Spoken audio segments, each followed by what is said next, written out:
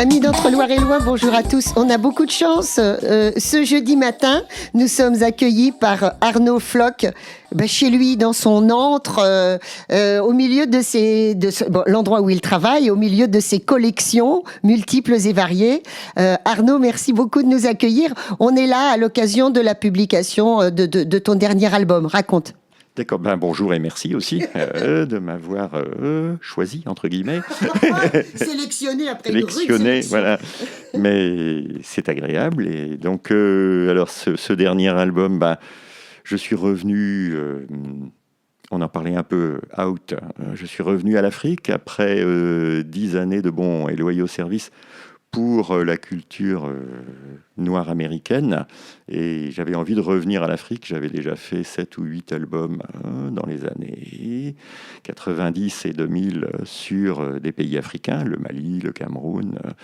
Et puis là, j'avais envie d'aborder tous les problèmes contemporains de l'islam moderne, archaïque, qui sont arrivés petit à petit en Afrique après l'attentat du 11 septembre, parce que ça a modifié beaucoup de choses. Alors voilà, donc ça se passe il y a quand même 20 ans. Oui. Il y a 20 ans, parce qu'il y a 20 ans, tu étais justement en Guinée. Oui. C'est cela, juste après le 11 septembre. Tout à fait, oui, j'y étais pas en permanence, mais on se baladait, donc j'y étais quand même une fois par an. On partait en Afrique comme ça, en famille. Et je disais, ça m'avait troublé de voir que les comportements n'étaient plus les mêmes du tout. Les gens, eux, en Afrique, sont évidemment les mêmes. C'est-à-dire il y a une légende qui dit qu'il y a 100% de musulmans, 100% de catholiques et 100% d'animistes. Bon, et c'est assez vrai, sauf que depuis 2001, en effet, l'islam radical existait avant, évidemment. Il existait déjà en Afghanistan contre les Russes, enfin tout ça, ce qui me semblait, les Russes auraient dû rester un peu chez eux quand même. Mais bon, il existait en Afrique du Nord, en Libye, et il s'est mis à descendre petit à petit, bien sûr. Il a un peu, entre guillemets, envahi l'Afrique de l'Ouest. Et donc, j'ai découvert ça m'a ému. Alors, c'était très discret. Puis après l'attentat du 11 septembre, on a vu en effet des enfants des rues qui étaient normalement en haillons. On les a vus vêtus avec des t-shirts Oussama Ben Laden qui venaient évidemment de Chine, bien sûr, puisque l'argent n'a pas d'odeur quand même, et qui venaient de Chine et qui étaient probablement livrés à ces gosses qui normalement n'avaient rien par des marabouts qui n'en avaient rien à faire de l'islam, ni radical, ni moderne, ni rien du tout. Eux, ce qui compte, c'est l'argent. C'est tout.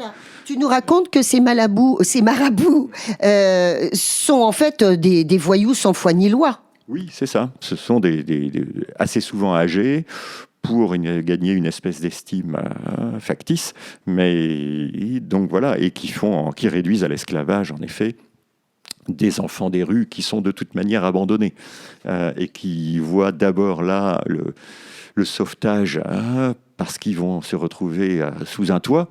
Seulement, ils se rendent compte très vite qu'on ne leur donne pas à manger. Sous le toit, ils sont à 40 dans la même pièce, sous un toit en tôle, qu'il n'y a ni toilette, ni électricité, il n'y a rien. On les enferme le soir, et puis le lendemain matin, on les met à coups de bâton dans la rue avec une petite gamelle pour essayer de ramener quelques francs CFA, enfin pas CFA en Guinée, mais francs guinéens.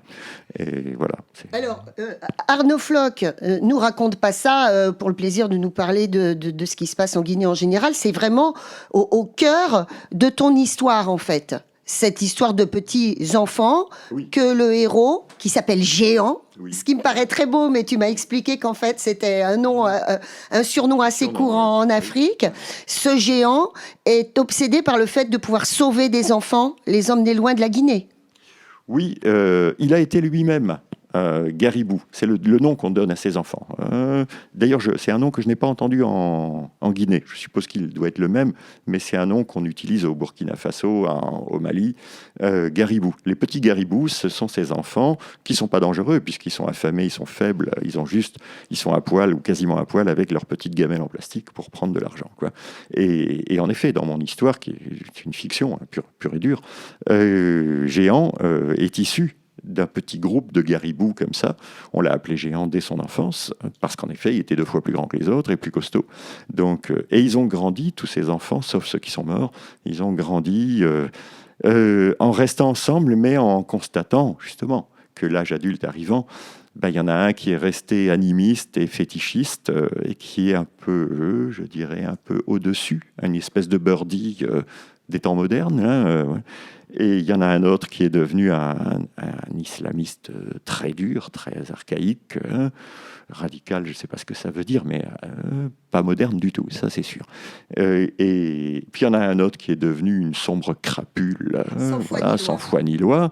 Bon, et tout ce petit monde a grandi dans Conakry en ne se faisant pas de cadeaux, parce qu'en Afrique, on ne se fait jamais de cadeaux. Donc si on veut survivre, on ne se fait pas de cadeaux. Tu disais même, concernant ta propre expérience, que tu ne vas plus en Afrique tant c'est dangereux. Oui, tout à fait. C'est beaucoup trop dangereux. On peut risquer sa vie à tout moment. En Guinée, parce que c'est un pays qui a connu, en tant que voisin, qui a connu l'arrivée, il y a très longtemps, des soldats du Libéria, hein, et des enfants soldats de la Sierra Leone, du Libéria, qui se sont installés pour beaucoup en Guinée. Bon, la Guinée a connu elle-même des périodes de guerre, donc il y a des armes qui traînent partout. C'est dangereux. C'est pas le même danger qu'au Mali ou au Burkina. Ils ont peur des islamistes, parce que les islamistes, de manière très organisée, tuent. Volontairement, ils tuent. Ah oui, ils tuent. Quoi. Oui, c'est pas des blagueurs, ce sont des sauvages qui viennent pour beaucoup de l'extrême nord du Mali, d'Algérie, de Libye. Bon, certains d'entre eux aussi prennent leur revanche parce que les Noirs qui étaient tranquilles comme tout ont réduit à l'esclavage les Touaregs qui avaient été les maîtres du désert avant et qui sont devenus des bons à rien que on les enferme quelquefois jusque sur des îlots insalubres au milieu du fleuve Niger. Donc il fallait bien que ça pète à un moment ou un autre. Hein. Et ces Touaregs se sont alliés souvent aux islamistes parce qu'ils connaissent le terrain. Donc, oui. Parce qu'un musulman un peu radical qui vient de Libye, il va se paumer immédiatement. Donc il faut quand même qu'il ait des soutiens. Hein. Alors, revenons à notre histoire. Géant, c'est un type qui fabrique des pirogues. Il a une entreprise de pirogues. Oui. Quand il gagne de l'argent, il crée des orphelinats. C'est ce qu'il souhaite faire, en tout cas. C'est ce qu'il souhaite. On va dire que j'ai pris l'histoire en cours. Bon, c'est un peu drôle de dire ça, puisque c'est moi qui l'ai inventée. Mais je la raconte comme si je l'avais prise en cours. Voilà. Mais... en effet, il a trouvé ça. Construire une pirogue, ça paraît facile. Et puis lui, il a mis un point d'honneur à construire des pirogues magnifiques. Et donc il travaille avec son équipe au bord du fleuve, au bord de la lagune de Conakry. Et puis un jour, on lui propose donc de construire une pirogue pour que des gens quittent le pays, des gens qui sont... on va dire, comment on dit, tout bêtement, indésirables. Voilà, des gens indésirables quittent le pays. Et évidemment, lui, il a beau être généreux, c'est-à-dire c'est un homme généreux, c'est un musulman moderne qui souhaite le bien de tout son pays, comme un catholique, enfin je connais pas de catholique, mais comme un catholique moderne, je suppose, voilà, c'est pareil. Et il y a plus de musulmans modernes là-bas que de catholiques modernes ici. Donc c'est un homme très saint, en tout cas. Mais bon, après, il faut bien aussi, s'il veut atteindre son objectif, c'est-à-dire construire des centres d'accueil, ou appelons-les des orphelinats, mais des centres d'accueil avec une hygiène importante, il faut bien faire quelques efforts et quelques compromissions, et même devenir un peu une ordure de passage, on va dire, quoi. C'est normal, voilà. Alors, revenons au titre de ton album, « S'en fout la mort ». Oui. Raconte, parce qu'il y a en fait des choses qui nous paraissent inédites pour nous et qui en fait sont très banales en Afrique. Oui, c'est banal. Dans toute l'Afrique de l'Ouest, il y a ça marqué sur les camions qui n'ont ni direction, ni frein, ni porte, ni rien, et qui transportent quand même 40 personnes à fond sur l'atoll ondulé. Donc souvent, on voit ça, on voyait ça au Cameroun, S'en fout la mort, ou directement alors en Peul, en Fulbe au Cameroun, c'est sûr, où on voyait Bamaye-Allah, et qui signifie la même chose. Bon, après, je l'ai vu au Niger, je l'ai vu au Burkina, et donc dès qu'il y a un moyen de transport un peu collectif, quoi, ouais, on n'hésite pas à marquer ça sur la vitrine, si on peut dire, sur Bamaye-Allah, ou S'en fout la mort directement, puisque cette expression, elle était... D'où elle vient précisément, du temps de la colonie française, elle était là déjà. Donc je suppose que ce sont les Français coloniaux qui avaient dû improviser cette expression, qui est devenue une expression africaine. Mais bon, inévitablement, c'est les Français qui se l'étaient transmise et qui l'avaient transmise aux Africains. Hein, parce que les Africains, quelquefois, se comprenaient pas du tout non plus, puisqu'il y avait le Fulbe à droite, il y avait le Bambara en dessous, il y avait le Zarma au Niger. Et combien de fois j'ai vu des Africains dire si on parlait français, parce que là, on comprendrait mieux ce qu'on raconte quand même entre nous. Ah, voilà. Ce qui a permis au ciment français à durer plus longtemps que ce que ça aurait dû. Ben oui, oui. Ah, c'était pratique. Hein, ouais. C'était pratique. Hein. De Gaulle avait beau être con, il avait quand même remarqué qu'il était grand en plus, géant. Mais il avait remarqué que ça marchait bien, de diviser pour régner. C'était formidable. Donc en fait, ton histoire, ton scénario, d'ailleurs, il faut préciser, je l'ai lu ailleurs, que tu n'es pas toujours et scénariste et dessinateur. Non. Alors après, c'est un métier. Hein. Moi, je fais ce métier depuis bientôt 40 ans, quoi. Et évidemment, le plaisir, c'est de placer ses propres projets. Alors, on est content quand on est seul sur le bateau, mais parfois c'est une erreur aussi parce qu'on fait des projets seuls qui sont pas bons et il faut bien qu'il y ait des gens qui nous le disent quand même, hein, que Monsieur Floch, vous avez fait un truc qui est mauvais comme tout. Non, Voilà. mais pas forcément. Ça, Mais, ça arrive, ça arrive. mais Et découvrir quelqu'un après, En on m'appelle. l'occurrence, parfois, tu as écrit des scénarios et tu comprenais que ton trait, ton dessin ne correspondait pas à ce que tu voulais. Tu trouvais un autre dessinateur plus approprié. Oui, c'est ça. C'est arrivé surtout avec le Poisson-Chat, avec Thierry Murat, où là j'ai vu vite que j'ai prévenu en disant oh là là, mais non, je me gaufre complètement, je ne sais pas dessiner ça. Et pourtant, c'était un univers que je connaissais, puisque c'était l'univers de ma jeunesse là, à Brest, parmi les gens pas fréquentables du tout, on va dire. Et donc, c'était mon univers, mais je ne savais pas le dessiner. Et j'ai trouvé Thierry Murat, qui n'était pas du tout dans cet univers-là, et qui, lui, savait le dessiner. Donc, c'est des rencontres, quoi, en fait. Murat, je l'ai rencontré sur un festival. Après, il y a eu, j'avais écrit un texte sur sur un carrefour en mai 68, et c'était un bouquin sur la désobéissance familiale, sociale, civile, tout ce qu'on veut. Hein. Et puis, je savais d'emblée que je ne pourrais pas le dessiner. Je l'ai quand même écrit complètement. Je l'ai même écrit 7 fois, donc j'ai mis 8 ans avant de le présenter. Et puis quand je l'ai présenté à un éditeur, il m'a dit oui, mais moi pour prendre ton projet, il me faut des planches, quoi. Et là je lui ai dit mais je peux pas les faire. Et il m'a trouvé un dessinateur que je connaissais pas et qui est un dessinateur pour moi d'exception, quoi. Voilà, qui a tout compris. Voilà, tout compris. Ton S'en fout la mort. Oui. T'as mis combien de temps? Combien de temps ça met à être créé une BD? Ça se passe là, ici, planche. Tu travailles à l'ancienne, dit-on. Oui, tout à fait, parce que je suis pas très moderne en plus, donc ça tombe bien. Mais je sais pas me servir des machines en plus, je m'en fous complètement. Ça m'ennuie. J'ai essayé hein, les tablettes graphiques, tout ça, j'ai essayé. Bon, je trouve ça nul, ça m'intéresse pas, quoi. Oui, donc pour moi, c'est à l'ancienne, c'est-à-dire le papier, le crayon, mon pinceau noir, mon encre de Chine. Et le plaisir d'avoir une planche qui est... Bon, elle est ce qu'elle est, je ne sais pas si elle est bien ou pas bien, c'est pas à moi de le dire, mais le plaisir d'avoir une planche, puis à la fin de l'album, comme je fais des gros albums, bah, j'ai 140 planches, ça fait une tonne de papier comme ça, je regarde ça d'un air bête et satisfait. Je me dis, tiens, comme je laisse rien à ma fille, évidemment, comme tout dessinateur, j'ai pas un rond, donc je lui laisse ça comme héritage, donc. Elle en fera ce qu'elle veut après. Alors avec un peu de chance, j'aurais pris une petite valeur et puis elle pourra s'offrir les Bahamas pendant quelques temps. Et puis... Parce que tu lui conseilles pas l'Afrique. Non, je l'ai amenée en Afrique avec moi et elle a voulu me tuer. Donc oui, elle m'a dit plus jamais ça. Quoi. Oui. Mais donc non, donc je lui laisserai ça. Moi, c'est à l'ancienne, quoi. Je suis content de pouvoir aussi faire une expo. C'est-à-dire que j'ai pas mal de copains qui sont plus jeunes que moi, qui se rendent compte, ils ont fait des albums entiers sur tablette, qui ont un niveau graphique, sans plaisanter, exceptionnel, quoi, de haut niveau.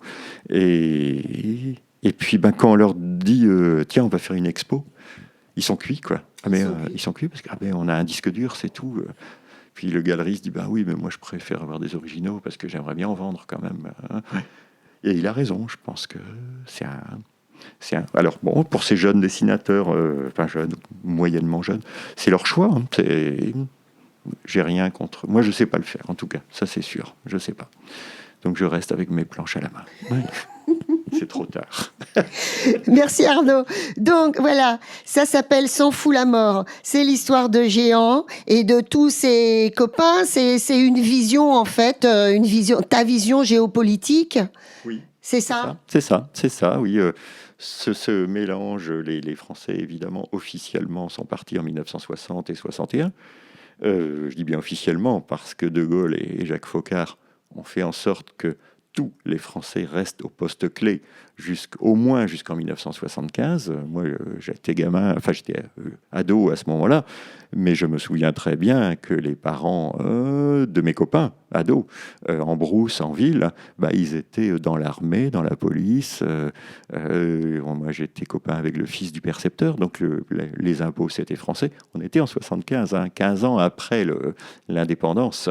Donc, les Français sont partis, on va dire, allez, grosso modo, entre 78 et 82, ils sont partis définitivement. Bon, évidemment, il n'y avait plus de préfets. Voilà.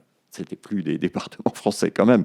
Mais De Gaulle avait été malin en choisissant comme chef d'État africain, il en avait mis 12 ou 13, des vrais pions qui étaient des gens, à l'exception de Senghor, qui étaient des gens sans valeur, quoi. Sinon, l'envie de s'enrichir à titre personnel. Donc, voilà.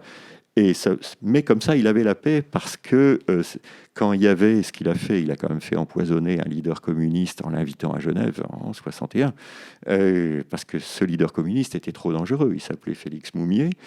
Donc il a été invité par l'État français, il a été empoisonné par les services secrets à Genève. Donc je ne l'invente pas, ça paraît bizarre, mais je ne l'invente pas, c'est marqué partout. Et il a fait la même chose avec d'autres leaders communistes en les abattant, en envoyant son éminence grise, Foccart. Bon, voilà, ça c'est ma vision géopolitique, mais malheureusement c'est la vision de tout le monde, parce qu'il n'y a pas le choix, elle est vraie. Sauf qu'à l'heure actuelle, c'est un problème africano-africain. Tu parles quand même encore dans cet album de l'influence souterraine de la France? Non, alors pas dans celui-là, on est d'accord, elle n'existe plus. Bon, peut-être si sur quelques plateformes pétrolières, ça je sais pas, je connais pas, mais globalement elle n'est plus là. Et d'ailleurs il n'y a plus de Français en Afrique, il n'y a plus de tourisme à cause des guerres non plus. Donc il y a pas, la France n'est plus là à mon avis, sauf sur des terrains que je connais pas peut-être, mais elle a été tellement bien remplacée que dès les années 80. La Russie a envahi l'Afrique de l'Ouest, alors de façon très étonnante, à la russe, on va dire, puisqu'ils ont envoyé des camions, des trains de jeunes blondes prostituées qui meurent toutes sur les trottoirs du sida parce qu'on les change régulièrement. Donc ça, à Bamako, c'est un fléau, à Ouaga aussi d'ailleurs. Voilà. Et puis après, ils ont évidemment amené des espèces soit de pilotes, des compagnies privées russes qui se sont installées là, qui font du commerce, quoi, qui sont des gens infréquentables, j'en ai fréquenté suffisamment. Et là-dessus, dans les années 2000, sont arrivés les vrais maîtres de la situation, les Chinois. Voilà. Et eux, ils sont arrivés en troupeau. Et là, t'en parles dans oui, parce que eux, S'en fout la mort. Ouais, petit à petit, ils possèdent l'Afrique noire. Tu parles pas des Russes dans S'en fout la mort. Non, tu non. parles de ce commerce chinois qui pourrit tout. Oui, qui pourrit tout, alors, et qui sauve tout. En même temps aussi, c'est très... Parce que les Chinois, contrairement aux Russes, ou certainement à d'autres, ou aux Français dans les années 30, les Chinois sont extrêmement discrets, c'est-à-dire qu'il n'y a pas de... On ne peut pas être en guerre contre les Chinois, puisqu'on ne les voit pas, ils ne sont pas là. Donc, ils sont derrière, mais ils sont là. Ils tiennent les rênes, un peu comme les Libanais, mais pas tout à fait pareil, parce que les Libanais sont africains, c'est-à-dire qu'ils sont arrivés au 19e siècle et comme commerçants, voilà. Mais ils se sont installés partout en Afrique de l'Ouest pour commercer. Et contrairement aux Français ou aux Anglais ou à d'autres pays, ils ont tout de suite pris la nationalité du pays. C'est-à-dire que quand on voit les Libanais à Bamako, ben, il n'y en a pas un à avoir un passeport libanais. Ils sont tous maliens. Et depuis leurs grands-parents, c'est-à-dire qu'ils sont maliens. Et d'ailleurs, la plupart parlent la langue du pays, français assez bien aussi, mais par contre qu'on leur demande pas de parler libanais, quoi. C'est-à-dire que et pourtant ils y vont un petit peu quand même. Ils retournent chez eux. Ce sont des gens charmants, les Libanais. Ils sont très durs en affaires, mais ils sont charmants. Une grande intelligence orientale, quoi. C'est une intelligence orientale, quoi. Vous comprendrez que Arnaud Floch est un passionné d'Afrique, qui connaît ça sur le bout des doigts. Alors c'est pas vrai, c'est pas du tout le dessinateur qui s'aventure par romantisme dans un univers exotique. On est vraiment loin de ça avec cet album S'en fout la mort. Très sérieux. Une dernière chose, parce qu'à chaque fois je dis une dernière chose, mais il y a une nouvelle question. Arnaud, le prochain album, ça continue sur l'Afrique ? Pas du tout. Non ? Non, pas du tout. Pourtant, vous avez tellement de choses à raconter. Eh ben oui, je vais pas le faire. Mais non, ça sera, en faisant vite, ça sera un livre sur l'homosexualité féminine à la fin du 19e siècle. C'est sur Facebook, un monsieur charmant qui m'a dit il faudrait que vous traitiez ce sujet-là. Et il m'avait donné des articles sur une ancienne esclave affranchie en 1865, une grande esclave noire géante, puisqu'elle faisait pas loin de 2 mètres, qui a existé, donc, qui s'appelle Mary Fields, et à qui on a confié 5 enfants blancs, en faisant vite, 5 enfants blancs dans un ancien fourgon carcéral, pour partir du sud des États-Unis jusque dans le Montana, pour confier ces 5 enfants à la sœur de leur mère qui était morte dans le sud. Et cette sœur était mère supérieure d'un couvent des Ursulines. Elle s'appelait Marie aussi. Et quand les 2 femmes se sont vues, elles se sont aimées tout de suite, en sachant qu'elles risquaient leur vie. À tout point de vue. C'est-à-dire que, voilà. Ça, c'est deuxième scénario de folie d'Arnaud Floch, mais ça, vous oubliez, hein, c'est pas ça. Pour l'instant, il est encore dans les cartons. Et il n'a pas d'éditeur. Il n'a pas d'éditeur. Il faut absolument un éditeur parce que ça nous donne envie. En attendant, voilà, c'est S'en fout la mort. C'est aux éditions Sarbacane. Et puis, merci Arnaud. Je sais vous avez un train. Et on est bavard. Merci beaucoup. C'est très bien, je suis très content. Voilà. Merci 1000 fois.